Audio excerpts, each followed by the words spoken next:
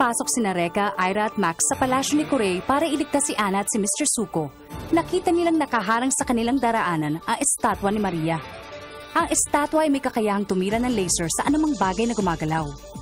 Noong una ay hindi nila malaman ang gagawin, subalit sa bandang huli ay nakatakas din sila sa kanilang kinalalagyan. Sa kabilang kwarto naman ay hinarap nila si Bridget Katashiro, ang may hawak na isa sa mahiwagang sandata na Hokage, ang Katakugutsu. Winasak ni Iron lahat ng manikin sa pamamagitan ng kanyang Fujin at inakala ng lahat na tapos na ang laban, subalit si Bridget ay may patibong na inilaan para lamang sa kanila. Isa na kitang puppet ngayon! Hindi ako makagalaw! Anong nangyari? Ang mapanganib na pakikipaglaban ni Ira sa tahanan ng mga manika.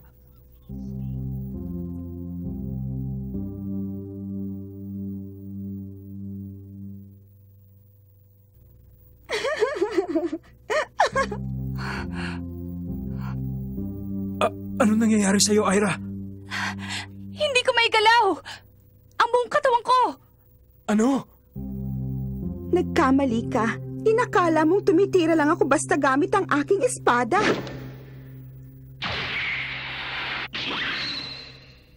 Habang naglalaban tayo, isa-isa kong kinabit ang aking mahiwagang sinulit sa iyong katawan. Ngayon, maski isang daliri mo, hindi mo maigagalaw nang hindi ko pinahihintulutan. Asar! Nakakasar talaga! Hoy, babae! Hindi mo pwedeng gawin niya kay Ira ko!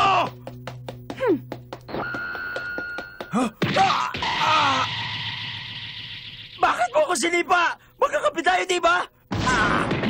Ira, tigilan mo na nga yan! Hindi ako may gawa niyan! Sinabi ko naman sa inyo, nasa ilalim na siya na aking kapangyarihan. Ngayon, Ira, gusto kong labanan mo ang iyong mga kaibigan.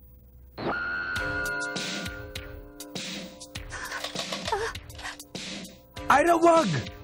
Hindi ko gusto mangyari to! Ira! Ano ba? Tumigil ka na! Sabi lang hindi ako nagpapagalaw ng katawan ko eh! Ang sakit. Kailangan ko siya mapigilan kahit na masaktan pa siya. Humanda ka, Ira! Ano nangyari sa'yo, Max? Huwag mo sabihin naging puppet ka na rin! Pasensya na kayo. Hindi ko na ipagpaalam na itatali ko mahiwagang sinulit sa inyong buong katawan. Kabala kasi kayo kay Ira. Max! Naloko na!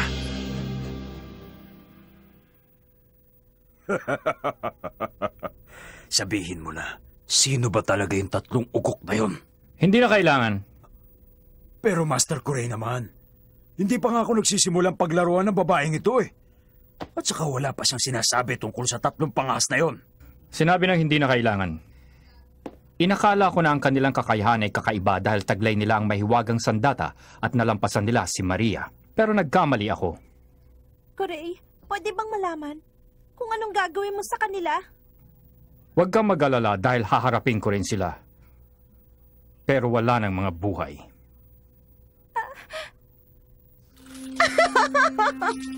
Ngayon, alam niyo na kung anong pakiramdam ng isang manikin.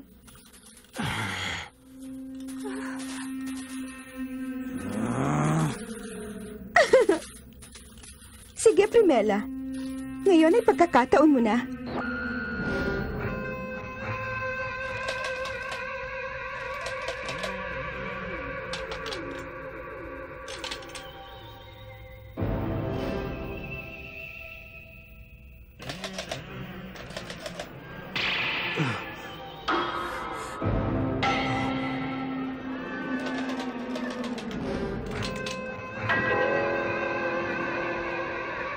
Pasensya na, Ira, pero ikaw ang kailangan niyong unahin.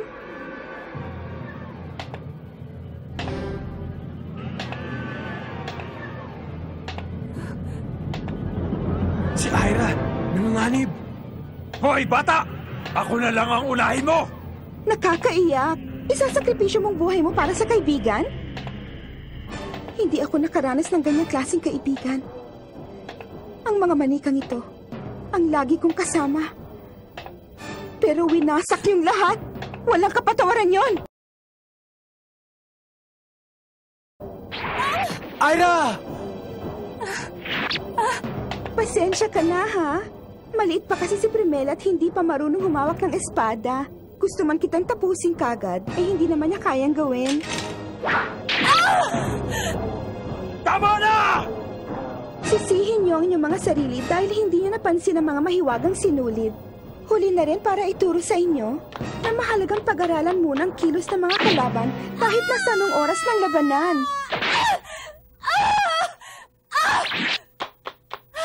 Ira! Mag-isip ka ng paraan!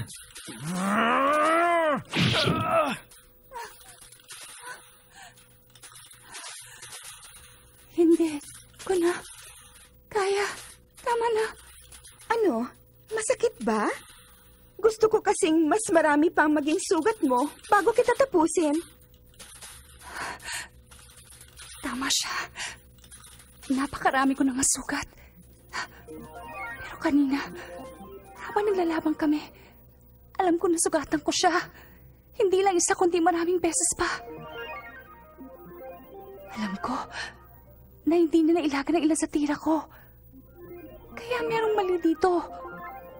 Bakit hindi man lang siya nasugatan kahit na tinamaan ko siya kanina? Ibang klase ang lihim ng kanyang kapangyarihan. Sige na, Primela. Tapusin mo na siya sa pamamagitan ng iyong espada.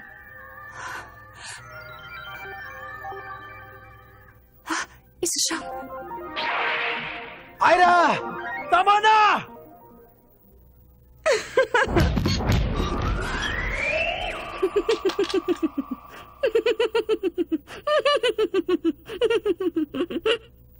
Ira?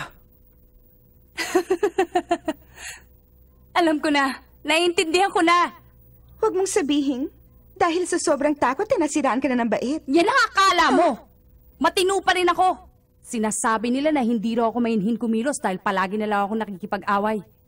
Palagi na lang ako may sugat. Hindi daw magandang tingnan. Pero ganito talaga ako eh. Hindi ako katulad mo. Makinis nga ang balat, pero sumobra naman. Gagamitin mo na naman ang Fujin? Baliwala lang palang lahat ng palabas mo kanina. Alam mo, hindi ka makakasugod sa ganyang posisyon kahit gamit mo yan. Salamat sa paalala. Pero, kaya ko pa rin gawin to. Ira! Nagpapakamatay ka ba? Tigilan mo na yan! Baka lalo ka lang masaktan! Ginamit mo sa iyong sarili niyong kapangyarihan para maputol ang mga sinulid na yan.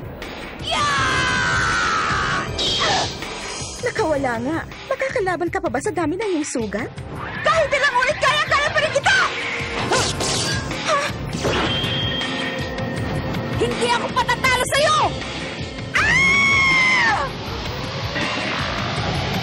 Ayan na! Ang Katako Butsu! Ngayon na, Ira! Pagkakataon mo na! Ano ba? Sugod na! Ira! Huh? Bakit pa? Tapos na ang lahat eh. Tapos na ba? Hindi na makakagalaw yang si Bridget. Kahit ano pa ang gawin ninyo. Dahil isa lang siyang manikin. Manikin lang!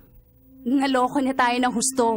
Nung una, akala ko si Bridget ang kumokontrol sa lahat ng manika sa kwartong ito pero isa rin pala siyang manikin. Kaya pala hindi siya nasugatan kahit tinamaan ko siya. Kung ganon, sino nagmamayari ng mahiwagas sandata at kumokontrol sa lahat ng manika dito sa loob ng kwarto? Ewan ko. Bakit hindi siya ang tanungin natin?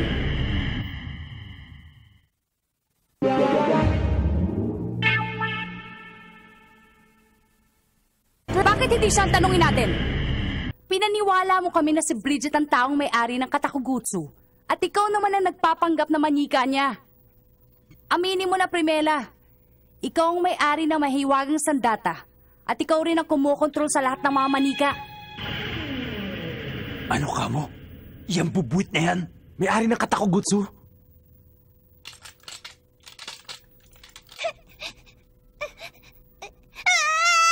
Akala ko hindi niyo ako mababako! Huh? Paano niyo ba nalaman? Ang sakit-sakit na nga lang mata ko eh. Kasi pinipilit ko huwag pumikit baka mahalataan niyo. Sinunod ko lang ang payo mo. Pinag-aralan ko ang bawat kilos ng kalaban. Una, inisip ko kung bakit hindi nagalusan si Bridget sa aking tira. Tapos nakita ko ang takot sa mga mata mo. Nagpapanggap ka dahil wala ka pang karanasang pumatay ng tao. Kaya naman, natakot ka baka mapatay mo ko. Sinubukan mo ring itago ang iyong takot sa amin. Nagkunwari kang pinahihirapan mo lang ako pero nakita ko sa mga mata mo na nagdadalawang isip ka. May pawis din akong nakita sa noo mo. Aminin mo na, Primela, hindi ka talaga masamang tao.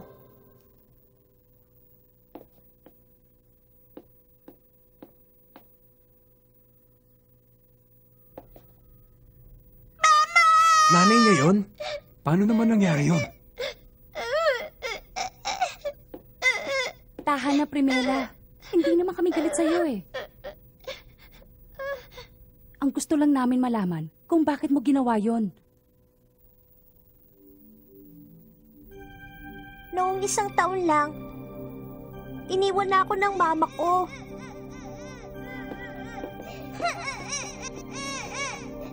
Mula nun, palagi na lang akong umiiyak kasi ang lungkot-lungkot ko. Tapos palagi pa akong inaapi ng kalaro ko. Galit ako sa inyong lahat! Hindi ko kailangan ng kaibigan! Mabuti pang manika ako! Tapos isang araw...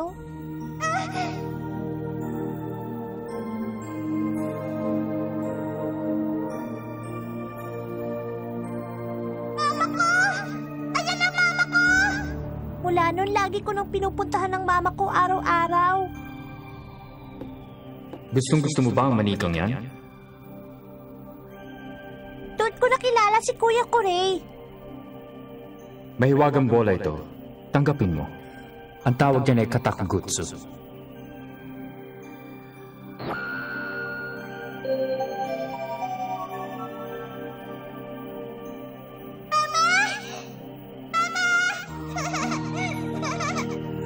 Nasa iyo mga katangiang hinahanap ko. Mga piling nilalang lamang ang maaring mamahala ng bolang yan. Sumang-ayon din ang bola na ikaw ang magmay-ari sa kanya dahil sa pinakita mong pagmamahal sa iyong ina. Kung tutulungan mo ko, ibibigay ko sa iyo ang bolang yan. Kung hindi naman, ibalik mo na lang sa akin yan at hindi na tayo magkikita kahit kailan. Kaya naman, nagawa ko. Sorry talaga, ha? Naging malungkot ka dahil iniwan ka ng iyong ina. Pero, akong nagbigay sa'yo ng maraming sugat. Bakit ang bait-bait mo pa rin? Bakit? Huwag mo nang isipin yun. Tapos na naman ang lahat eh.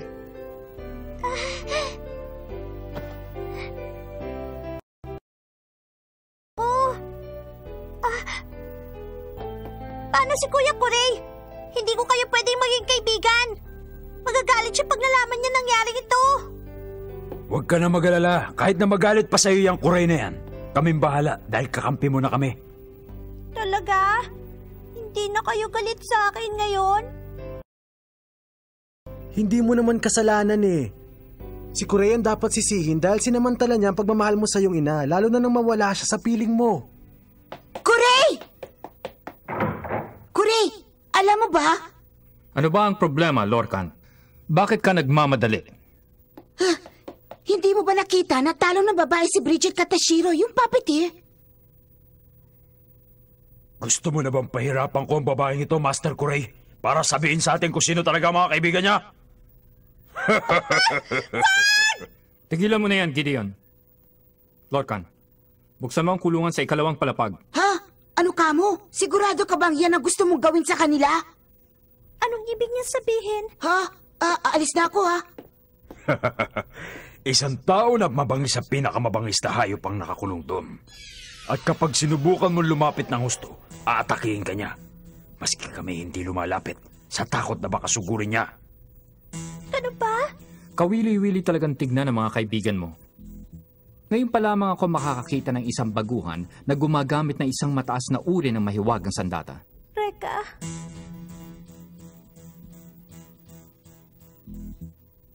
May nakikita akong bumabalot sa kanilang masamang pangitain. Maaaring nasa panganib ngayon ang kanilang mga buhay sa loob ng palasyo ni Kurey. Yan na lamang ba ang mahalaga sa'yo? Huwag ka nang umasa, mabibigo ka lang. Wala akong pakialam sa kanila at hindi ko sila tutulungan.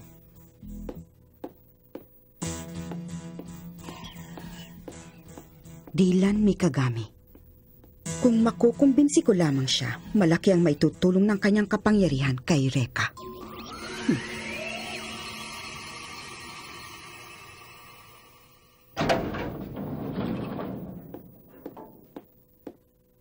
Hay, nakakainis naman oh. Ha!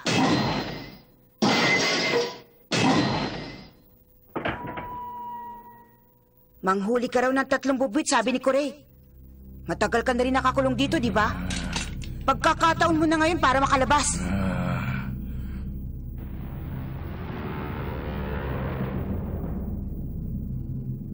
Salamat ha. Medyo mahapdi pa pero okay lang ako. Tara na! Iligtas na natin si Ana at si Mr. Suko. Tama. Pero dapat muna nating puntahan yung Kuray na yan. O paano, bata? Sasamahan mo ba kami? Ang bastos-bastos mo naman! Basta mo na lang ako tinawag na bata! Binigyan ako ng pangalan ng mama ko, no? Akala ko pa naman mabait ka! Ano ba talagang pangalan mo, bata? Ibig sabihin hindi Primela ang tunay mong pangalan? Anong problema? Bakit biglang namula yung mukha mo? Ano? Lakasan mo. Morikawa? Lola?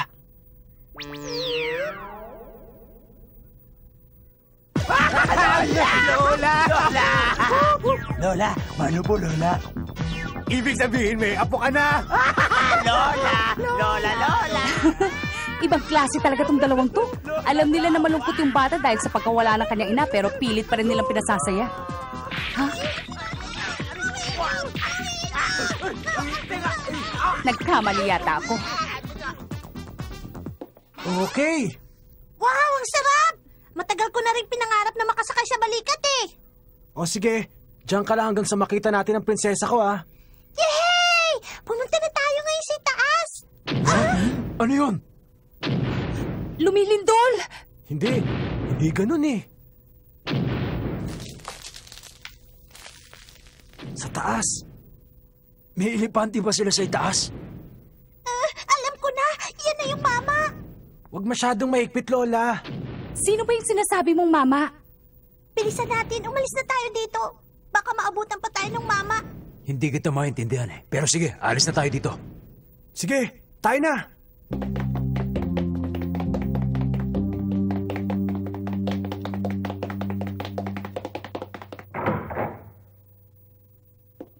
Ang dilim-dilim naman dito.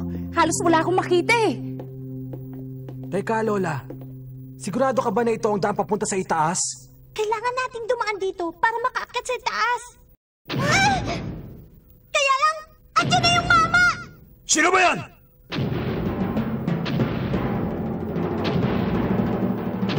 Tao ba yan? Hindi yata tao yan eh. Isang higante.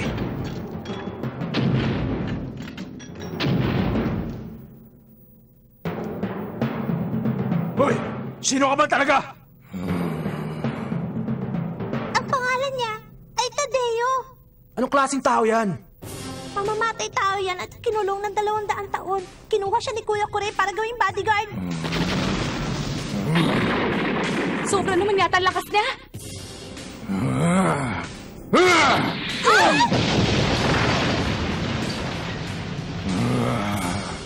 Sigurado hindi tayo pakikinggan yan kahit ang pakiusapan natin. Oo nga. Ako nang bahala sa halimaw na yan! Ha? Max? Huwag mo sabihing lalabanan mo mag-isa ang halimaw na yan. Bakit hindi? Mano sa mano ang unang batas ng laban. Kung nakayanan ni Ira na makipaglaban na nag-iisa at nanalo, kaya ko rin gawin yon. Kaya mabuti pa, tumabi muna kayo!